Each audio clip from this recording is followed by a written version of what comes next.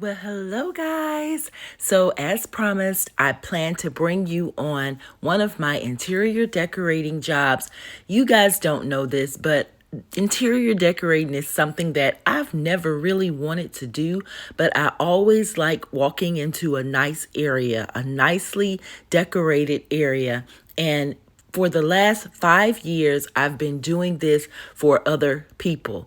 Normally, I only do it for myself or very close friends, but I decided to step out on a limb and try to give it a shot part-time because, as you know, I have a variety of jobs that I do. I can't stick to one thing because I get bored. So this helps bring out my creativity and be able to share it with others, and it's so satisfying to me. I love writing things down on paper. I can't do the computer stuff. I've tried. I like it. I like to see it on paper first. So whenever I take on a project, I always grab my paper and my pen and I start laying out the area, whether it's for my personal projects or for someone else. I always write it out on paper.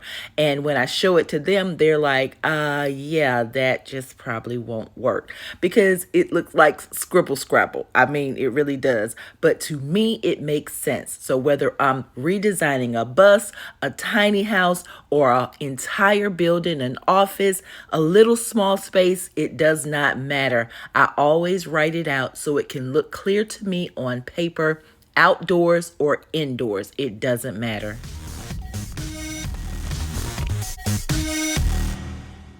October has been a really busy month.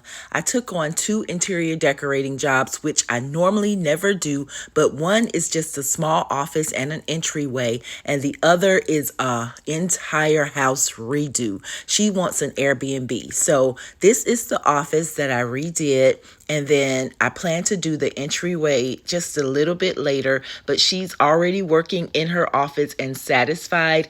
This is the new Airbnb property that the young lady wants to redo as an entire Airbnb. And I say young because she's really young at heart and she loves her antique things. You hear me? She loves those antique things.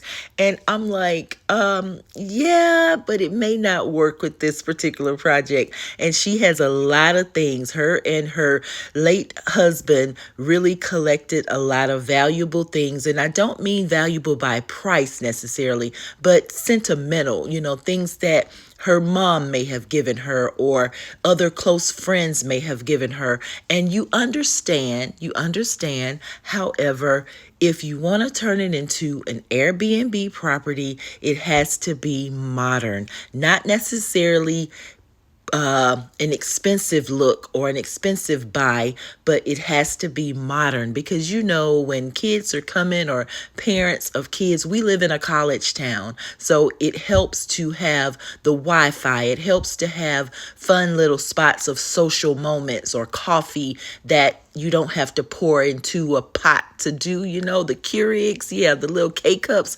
We need to do stuff like that.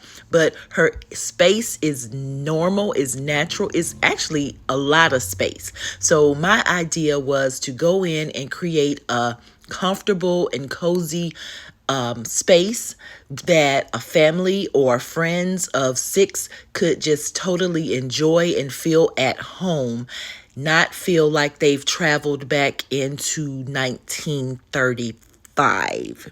Yeah. So it matters, especially when you're doing an Airbnb property. Now, if she was doing this for her personal home, then I wouldn't mind using all of her antique goods and all those curtains and lamps and the colors are beautiful. Let me say that. The colors on her wall are beautiful, but we really, really had to do something with her decor on the inside, and that would be the main thing. We're not going to make any major changes to her layout of her house. We're not knocking down any walls or anything like that. We are on a mission to just modernize the house and not have it look so dated. And that means we're going to have to buy things. We're going to have to go to the store and buy things. So of course, I always set a budget. And if they can't come up with what they want to spend or stay under, I just evaluate each room. She has 11 rooms that we will be redoing. And so I have to evaluate each room and go step by step as to what I want to do in the room. And yes, I grab my paper and my pen and I write out each room. And then I come and I start piecing it together with pictures. That's why I love taking pictures of the area, because I can take these pictures when I'm shopping in the store to see if it matches. I also write down any measurements that I may need, because when you're in the store and you look at an item, it might fit, it might look like it's gonna fit, but if you don't have the exact measurement, then you'll be done wasted time and money. Even though you can return the item, I like to save time and I like to save money. So yes, I'm going to shop at the clearance aisle if that's what the client is okay with. If they're not okay with me shopping in the clearance aisle or the thrifty marts or what have you, then I won't do it. But of course, that costs more money. The thing about redoing someone else's space is I like to treat it as if I'm spending my own money. So of course, I always try to use the things that we already have on hand instead of going to buy things first. There are some things that I know we'll automatically need to buy, but there are some things that we can try and see. It's called a test run for me. I always want to test it out just to see if it'll work. Now, these poor little old plants, let me tell you, I have had these plants and I said, I really want to buy that paint that you can use to spray paint flowers and all of that. And that's what I'm doing here. I'm testing it out, because if it works and we can go with it, we're going to go with it. This is for an Airbnb. I don't think they're coming to her Airbnb to look at how beautiful her flowers are. But just in case they are, we're going to beautify them as much as we possibly can. And if it works, we're going to continue to use it. If it don't, then hey, we're going to have to trash them. But use what you have first. Don't go spending out money when you have things on hand that you can spend. This little clip right here, I'm sorry, you guys, as we were going to get some gas, because I was going to take my husband down so he could measure her floor, my husband spotted some deers. We love seeing deers, and we see them all the time here in Alabama, but every time we see them, it's as if we're seeing them for the first time. So he called me and told me, oh, it's some deers up here. So of course I drove back up there so I could try to see the deers for myself. As he was taking pictures, I was taking pictures. The deers were looking at us like, really, we can't even eat in peace. But anyway, I won't bore you with that, but it's always fun to see deers.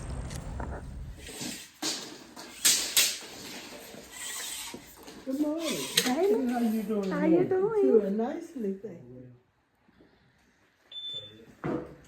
I had my blueprint, and I did. Showed it to people. That was easier than this. Oh yeah.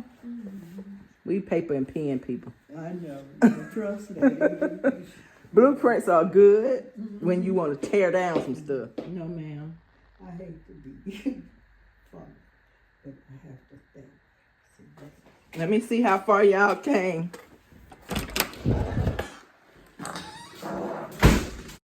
So this is the next day, and after Miss Client told me that she would get the people to come and move out all of her valuable antiques, we'll call them, I get back over there and nothing has been moved, nothing has been done, and I'm on a 4-day timeline. I always put myself on a timeline, and her job to get this entire house redid as an Airbnb for me means 4 days, okay? 4 days. So because they hadn't touched anything and moved anything out of my way, I decided to do what I could, and that was change these tables. Now, one of these tables is going to go all black, and one of the tables is going to go all white. It was a job because they were also burning some things outside, and you don't want smoke into your spray paint, into your furniture, okay?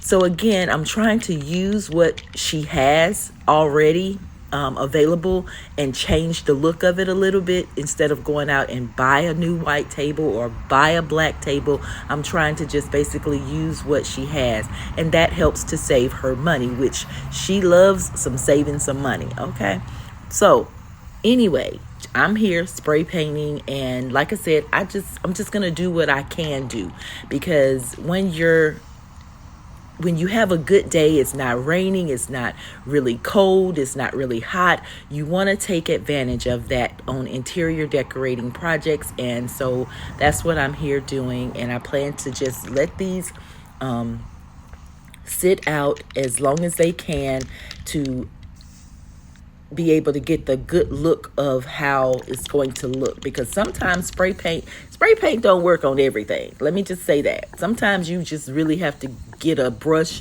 and a can of paint, but hopefully the spray paint will do what I need it to do, because this is going to be just some tables. For one is going to be for her new little coffee room that we're going to create, and the other is going to replace her kitchen table because she needs to brighten that up. We're going to do the flooring part in the big social area and the bar area, but the kitchen needs some brightening up. Yes, she has the bright yellow and the bright blue as her main decor in her kitchen, but it needs a little more brightening up because both floors are very dark in her kitchen.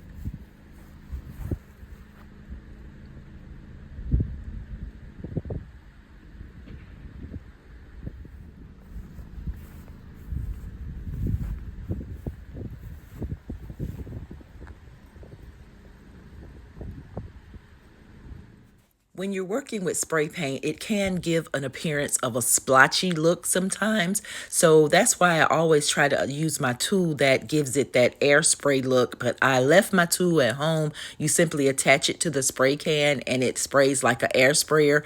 But I was not about to go back home to get it, so I just had to try to use my hand skills and see if it works. And the main thing was getting that first layer on and then going back and redoing it after the first layer dries. So yeah, that's what I'm doing here, just basically getting the nooks and crannies of these two tables done. And then when it's time to do the final spray paint over, then hopefully it will have dried enough for me to give it a smooth look. Okay, we're gonna let those two dry. We'll let them dry a bit, and we're gonna come back and do a final spray. But now we have to get all of the stuff out for the foyer. We're doing that first. Woo-wee. Here we go. Here we go. Here we go. The foyer, or the entryway to my client's house, is very nice. It's very spacious and it's bright. And so it can have a good entry appeal to when new people walk in. So that's what we wanted to do. Not overcrowded, but to just make it look decent enough, simple enough, so that when guests walk in, they won't be, their bags won't hit things and knock things over. It don't need to be overcrowded. So my idea was to test out my painted flowers in here and also to brighten it up with other types of flowers. Now the lighting in this little closet, I really don't like, but this closet was just the entryway closet, and normally people hang coats and boots and shoes and stuff in there, but I told her we needed to take this door down, which we have not done that part yet, but the door will come down to that closet, and then just create a nice cozy entryway. And we could use some of her pillows that she already had, and she was so happy that we could use a lot of her things that she already had. So basically this is the new look. It's welcoming, it's friendly, it's saying, hey, it's going to be a cozy stay, and hopefully her guests will like it. Okay, so it's time to go over my receipts. Lowe's, I spent $22. Nope. I spent for the paint $104.02. And most of that is used up, but I can take some cans back. At Home Goods, I spent $300. $85.73. At TJ Maxx, I spent, what is that? $72.60 on that. And Walmart today, just now. Today is the 21st. I spent a whopping $285.14. And then the other day at Hobby Lobby, it's my first big purchase that I made. I spent $633.90 at Hobby Lobby.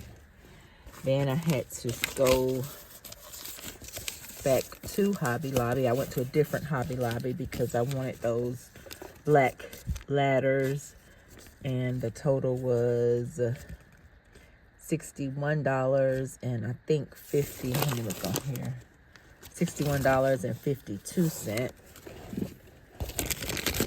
And then I went to Michael's to get some paint to paint the flowers, and it was $6.54. And then I went to Home Goods and I spent surprisingly only $124.15.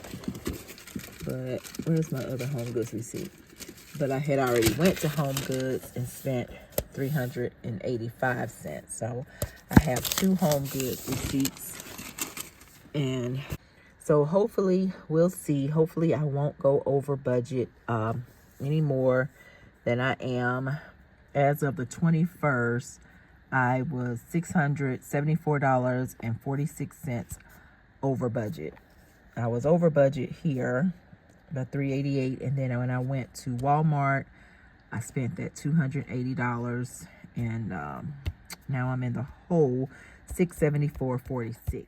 When I'm dealing with large projects, I always like to go and do a regular check-in with my receipts and my bank and the balance and all of that, because as I mentioned, I always like to treat my clients' money as if it's coming out of my personal pocket. And when I'm doing that, it's important for me to stay on budget or know how far I'm over or under budget. So I write everything down and I keep every receipt. And when I go to the bank, I'll know what to deposit and what to subtract or whatever. I'll be able to know where my money is, basically, or where my client's money is, because the more I go over budget, that takes out of my personal pocket. But I don't neglect my clients' quality or the results of their project simply because I may go over budget. And when I mean over budget, that means I'm spending more buying things than I originally had budgeted or planned for, because sometimes I will get in a store and see things and be like, oh, this will look better with that, but I know I only budgeted for that one, but this one would look better in my client's spot. So I will purchase it, but I'm running into my profit when I do that. So I do try to do that as less as possible, but sometimes, hey, it happens, and I'm okay with that, because I'd rather my client have a nice space that they're totally satisfied with, that I'm able to walk away and be satisfied with, than to regret not getting that purchase only because I wanted to put more money into my pocket. So I try not to do that. Right now I am $670 something into my personal profit, and I'm gonna try to use what I can, and if I can take something back to get a refund, then I can, and that'll go back into my pocket. So we'll see how it goes. So this is going to wrap up the first part of this interior decorating Airbnb remakeover or makeover or what have you, and hopefully you'll join me again for part 2, and maybe I'll be wrapping up all 11 rooms in that video and showing you the entire layout of how everything turned out. But if not, we'll have a part 3. The client was very satisfied with her foyer area. She's not one that wants to be surprised later. She wants to see it right as it's done, and I'm okay with that. So she was very satisfied, and that's kind of all that matters. Until next time, you guys, you enjoy your day, night, whatever time it is, wherever you are. Thanks for coming on this interior decorating job with me, and I'll check you later. Bye-bye.